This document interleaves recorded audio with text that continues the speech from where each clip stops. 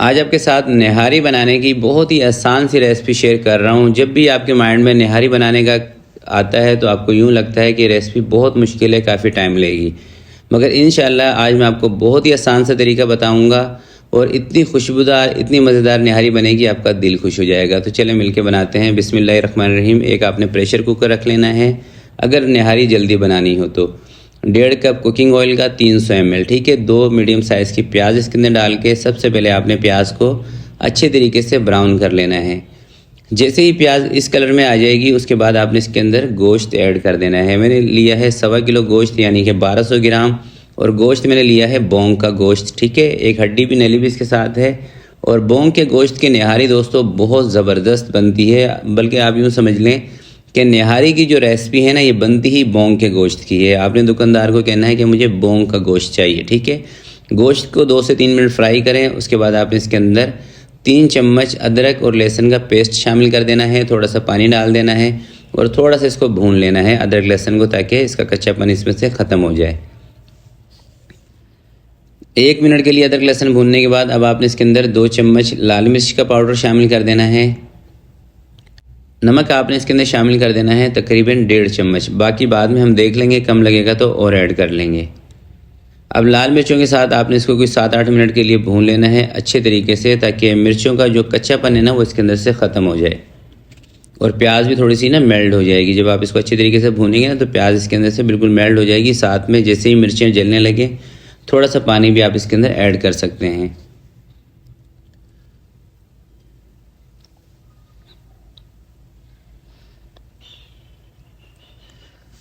मिर्चों की अच्छी तरीके से भुनाई करने के बाद अब इसके अंदर कुछ और चीज़ें हैं जिससे कि निहारी के अंदर खुशबू आएगी, जो कि निहारी की जान होते हैं, मैं यूँ समझता हूँ।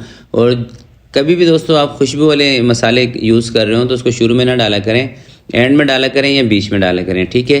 तो 1.5 चम्मच ज़ीरे का पाउडर आपने इसके अंदर शामिल कर देना है। 1.5 चम्मच आपने इसमें शामिल करना है सौंफ का पाउडर, और इतनी ही क्वांटिटी में आपने इसके अंदर अदरक का पाउडर शामिल कर देना है। जिंजर पाउडर भी इसको कहते हैं, सौंठ का पाउडर भी इसको कहते हैं। कश्मीरी लाल मिर्च आधा चम्मच शामिल कर दें, इससे ना थोड़ा सा कलर सुर्ख हो जाएगा निहारी का, ये सिर्फ इसलिए है। अगर आपके पास नहीं है तो आप इसको स्किप भी कर सकते हैं। अब ये वाले खुश्क मसाले डालने के बाद 1 से 2 मिनट आपने थोड़ा सा इसको भून लेना है। उसके बाद आपने इसके अंदर पानी डाल के गोश्त को गलने के लिए रख देना है। ये जो मसाले हमने सौंफ, सौंठ और ज़ीरा खुशबू के लिए यूज़ किया है ना, ये डाल के आपने ज़्यादा इसको नहीं भूनना, सही है। तो तकरीबन 1.5 लीटर के करीब पानी इसके अंदर मैंने डाल दिया है। इसके ऊपर हम लगाएंगे कवर लगा के, क्योंकि ये बोटियाँ थोड़ी सी मैंने बड़ी रखवाई थी और निहारी के अंदर बोटियाँ होती भी बड़ी हैं, ठीक है। छोटी बोटी नहीं रखनी, आपने बड़ी बोटियों का साइज़ रखवाना है। तो कवर लगाएंगे। सीटी बजने के बाद 40 मिनट तक आपने इसको पकाना है, और वो भी हल्की आँच पर। इतनी आँच रखनी है कि सीटी इसकी चलती रहे, बस सीटी तक चूल्हा तेज़ रखें, उसके बाद आंच को कम कर दें। तो अब मैं आपको बता रहा हूँ निहारी का खुशबू वाला मसाला, जिसके लिए आपने लेनी है 3 से 4 सब्ज़ इलायची, 5 से 6 लौंग, 2 से 3 दालचीनी के टुकड़े, 2 बड़ी इलायची, और थोड़ी सी आपने जायफल जवात्री लेनी है। दोनों चीज़ें, थोड़ी सी जायफल और थोड़ी सी जवैत्री, और 3 से 4 पीस आपने पिपली के इसके अंदर लाजमी शामिल करने हैं, क्योंकि पिपली के बगैर ना निहारी के अंदर जो खुशबू होती है ना, पिपली और सौंठ, इन 2 चीज़ों के बगैर खुशबू नहीं आएगी। मसाला पीसने के बाद आधा कप में ले रहा हूँ फाइन आटा, वाइट आटा इसको कहते हैं, और ये मसाले के जो है आपने इस आटे के अंदर डाल देना है, और थोड़ा सा खुला डुला पानी इसके अंदर डाल देना है। अगर फाइन आटा आपके पास नहीं है तो जो नॉर्मल घर का चक्की का आटा है ना, जिससे आप रोटियां वगैरह बनाते हैं, वो आटा भी आप ले सकते हैं। तकरीबन 60 ग्राम के करीब आपने ये आटा लेना है, सही है। खुले डुले पानी के अंदर इसको हल करके अपने पास आपने रख लेना है, और मसाला इसी के अंदर ऐड कर दें। तो तकरीबन 40 मिनट इसको हमने चलाया था। प्रेशर कुकर को सीटी हटा दी है, स्टीम इसकी निकल गई है, और 40 मिनट के अंदर ना गोश्त बेहतरीन गल जाता है। इसको चेक करने की ज़रूरत नहीं है, चेक मैं आपको लास्ट में करा दूंगा, ठीक है। अभी मैं बोटी को ना तोड़ना नहीं चाह रहा हूँ। तो हमने क्या करना है कि बोटियों को बाहर निकाल देना है फ़िलहाल, क्योंकि अभी अगर हम इसको आटा डाल के बोटियों के साथ ही पकाते हैं ना थोड़ी सी तेज़ आँच पर, तो अंदेशा ये है कि बोटियाँ हमारी टूट के घुल सकती हैं, क्योंकि बोंग की जो बोटियाँ होती हैं ना दोस्तों, गोश्त जो होता है ये नरम गोश्त होता है। तो इसी स्टेज पर आपने इसके ऊपर ये जो रोगन आ रहा है ना, इसको भी उतार लेना है, क्योंकि इसके बाद हम इसके अंदर ना आटा डाल के पकाएंगे। अगर ऐसे इसके अंदर आटा डाल देंगे तो फिर इसका ना रोगन गायब हो जाएगा, फिर ऊपर लाने में ना थोड़ा सा टाइम लगेगा। रोगन 1 कप के करीब मैंने इसके ऊपर से उतार लिया है, थोड़ा बहुत अभी भी इसके बीच में है। तो ये वो आटा है जिसको हमने पानी के अंदर हल करके रखा था और इसके अंदर जो खुशबू वाले मसाले हैं वो भी ऐड कर दिए थे। अब ये आटा आपने डाल देना है और एक हाथ से आपने इसमें चलाना है चम्मच, ताकि इसमें गुठलियाँ ना बन जाएँ। आटा डालने के बाद थोड़ा सा इसके अंदर पानी और डाल दें, जितनी भी आपको ग्रेवी रखनी हो उस हिसाब से।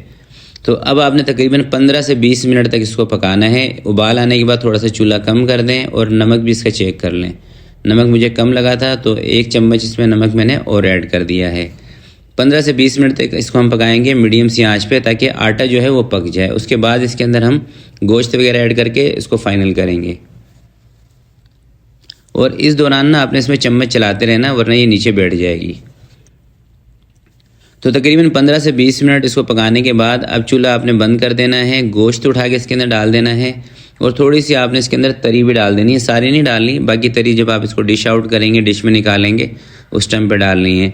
या ज़्यादा बेहतर तो ये है कि ये जो तरी है जब भी आप डिश में, प्लेट में, ट्रे में, जिस चीज़ में भी निकाल रहे हो उसी टाइम पे पहले निहारी निकालें, 1 आधी बोटी डालें और ऊपर से तरी डाल दें। तो बहुत ही कमाल की ये रेसिपी है। अब एक पीस ना मैं ज़रा आपको तोड़ के दिखा रहा हूँ। गोश्त की जो कंडीशन है वो अब आपको दिखाता हूँ। इसके ऊपर आप लेमन का रस निचोड़ें, थोड़ी सी बारीक कटी हुई हरी मिर्चें, थोड़ा सा बारीक कटा हुआ अदरक डाल के आप इसको इस्तेमाल करेंगे, यकीन करें आपको मज़ा आ जाएगा। तो एक पीस ज़रा तोड़ते हैं, एक बोटी आपको तोड़ के दिखाता हूँ। ये देख रहे हैं, बिल्कुल मक्खन मलाई की तरह, यकीन करें।